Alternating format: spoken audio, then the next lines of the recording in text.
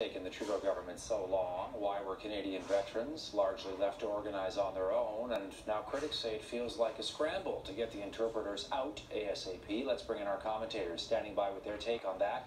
Some of the day's other political headlines we're following.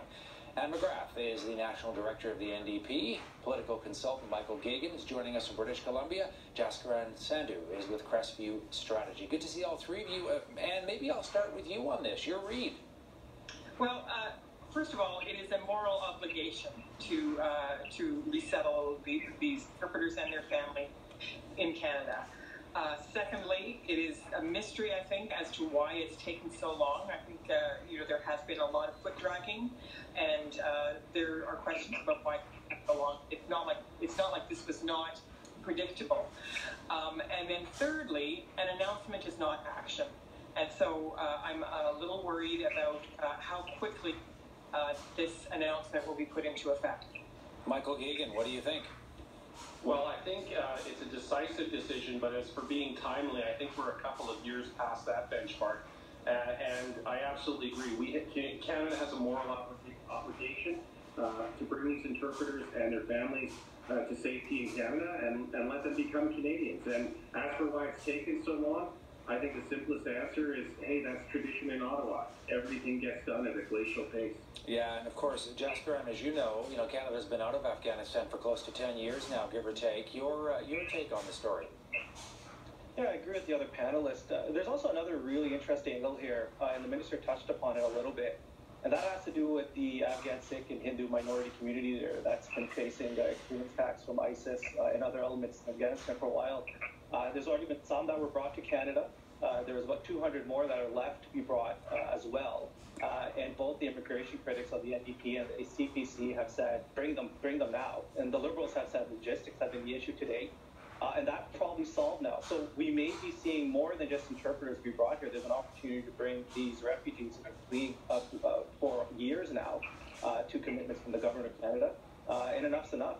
Let's get moving on this, and let's get moving on this quick, because not only does it have election implications for the entire country and how we treat our allies, this is very important for critical seats in the 905 and in the Lower Mainland. Yeah, well said. Okay, we also have an historic event coming up next week where we will have a new Governor General, Mary Simon, sworn in, Canada's 30th Governor General, as the three of you know.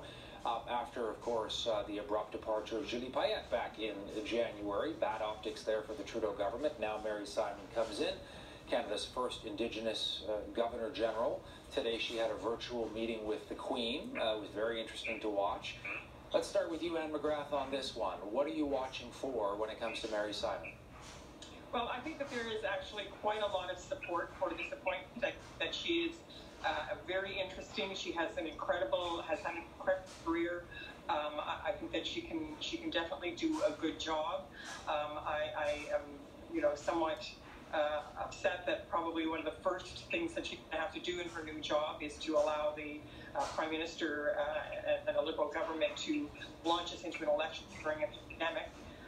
So it's unfortunate that that's going to be one of the first things that she does in the position. But I do think that there is quite a lot of support for this announcement. It is about time that we had an Indigenous woman as our Governor General. Jaskaran, your read. A lot of people had said this was the right choice, also smart choice, that this will be a bold choice as well. And just watching her interact with the Queen, I mean, given Canada's relationship with the Indigenous communities, all these conversations we're having now, the colonial past, British monarch, and seeing the two of them talk, it's very fascinating to try and dissect that.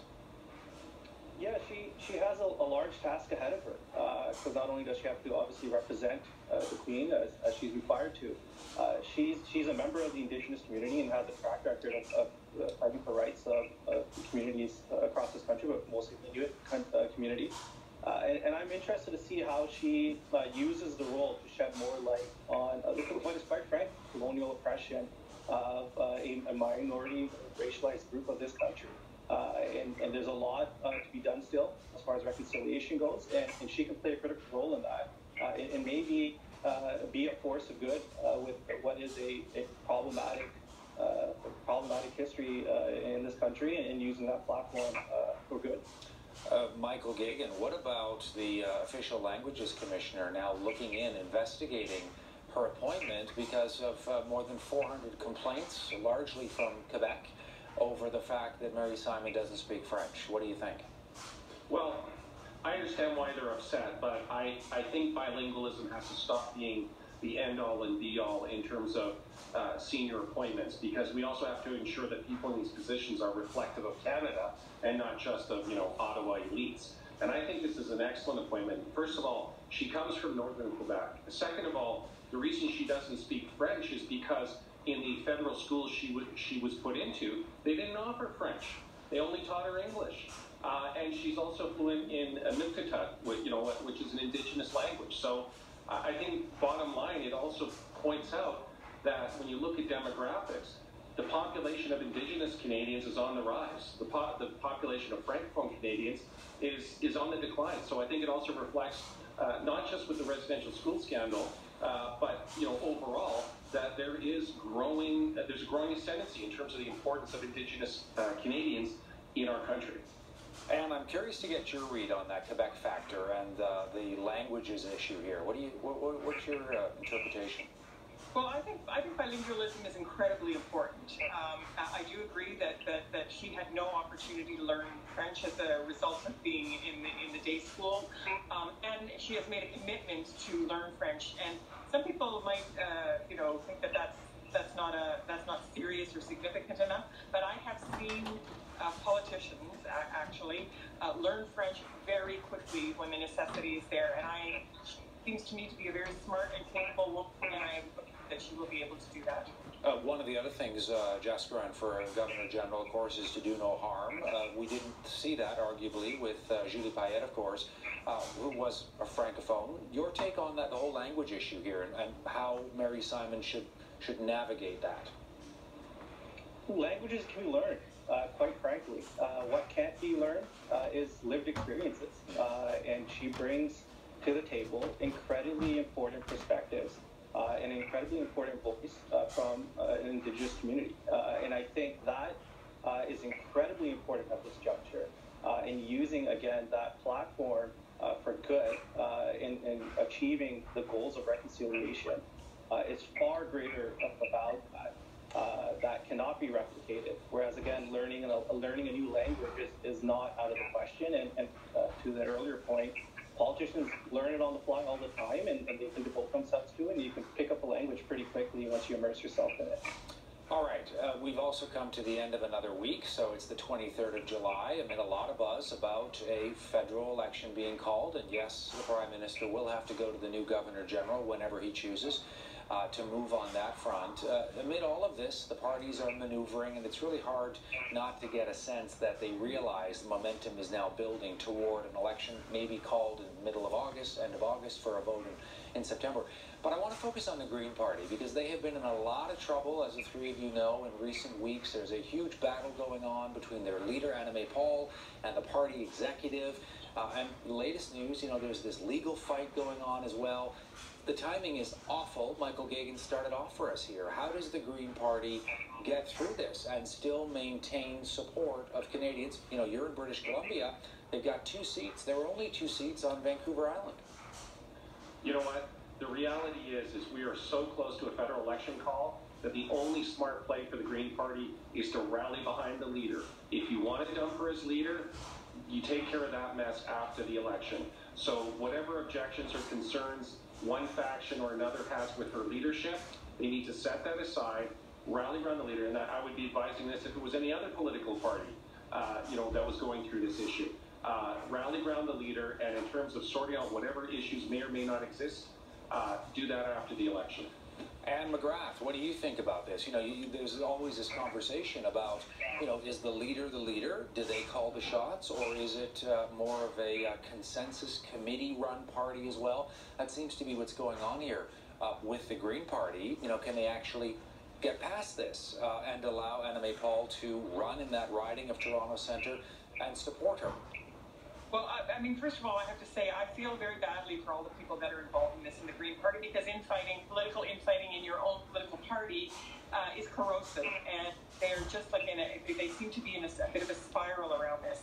That said, I mean, it's obvious that there were some errors made around and the loss of Jenica Atwin, when she crossed the floor to the Liberals.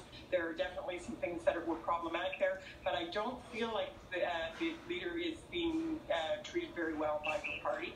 And I think that part of it is that there is a lack of professionalism that I can see in all of this. I think that one of the first kind of rules, I guess, for a political party has to be to try and keep people united around a common vision, around the leadership, around the goals and the values of the party, and that doesn't seem to be the primary operating principle in what's going on right now. Jessica, what's your read on the Green Party and this sort of meltdown that's going on very publicly for them? It's embarrassing. It's unprecedented. Again, political parties have nasty inside, piping all the time, but no one's ever seen anything like this. And I think the results of all of this is going to be a lot of Canadians turning away from the Green Party as an alternative for their vote. And where, if you're looking at the progressive spectrum, the NDP more cleanly carves out their space. And there's been a lot of issues in the past where people have tried to make the case that the Green parties are not real progressives, and that they're not an alternative to the NDP. And I think that has become more crystal clear with each passing day as the Green Party executive clothes their party and treats their leader with some very obvious tinges of racism and misogyny. And I think that's just the reality of it. Yeah, and you sort of get to this point, Michael, where you say, hey, are you about electing MPs, or are you about standing up on principle because you don't like your leader when an election is around the corner? And there's this really interesting thing that's going on here. In other words, there's the politics, Anne knows this very well, and there's the principled stand as well, and how to move past all of that. And again, and I've said this before on this show, look like you're a party that's ready for prime time, that you're ready for the big leagues. Oh, exactly right. I couldn't have said it better myself.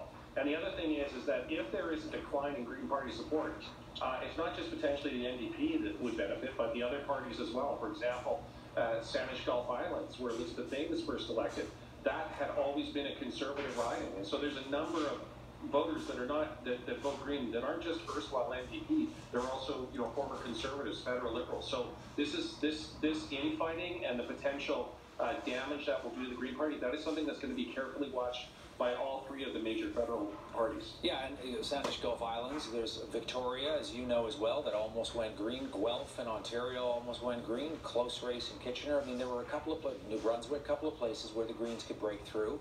And McGrath, your read on those who have said, there's an issue about her as a black woman who's Jewish, and the optics of this, and what the party is trying to do. Well, I think there's no question that that's what people are looking at and seeing. I mean, I think that the treatment of the leader has been abysmal, in my view. I can't imagine that no matter what differences you have with your leader, you don't starve them of staff and funding and influence in the party. So I think that you can't escape that conclusion. And as I said, I mean, I'm sure it's difficult for everybody involved. But you're a political party or you're not, and they don't seem to be operating way that a political party. I mean, a political party, I think, has to be organized, as I said, around a set of values, principles, and policy, and a desire to create change, positive change, and that doesn't seem to be the primary motivation of many of the people who are involved in this internal struggle. Last word to you, Jessica, and the following question. So you're in a situation now, if you're Anna May Paul, where you're trying to make the best of this. Time and again, she's asked by the media, what's going on? What's happening? Why this infighting? And she will always say the following, or a variation of the following. I don't want to get into internal politics. I'm not going to tell you what's going on behind the scenes. I don't feel this is an appropriate forum publicly to get into that. Is that a mistake? Should she be a little bit more aggressive and tell the public what's going on? I think she's done as good as a job as she can. There's no past playbook to kind of look at and say, well, this is how we should respond to the situation, because we really haven't seen anything like this, not in modern Canadian history at least. I think at the end of the day, she's trying her best to hold a fiduciary duty to her party as its leader. She's trying her best to get this party ready for an election that's going to be called anytime soon, and try to do it while still advocating for what is a Green Party priority. I think that's what she's trying to square her responses around. In the background infighting, the moment you layer that, you peel that onion a little bit, you're going to have to keep peeling. Because the media is going to keep having questions. This is not something that can be answered quickly, and it's not going to go away. And the hope is the executives see the light and back off, because this is inexcusable behavior.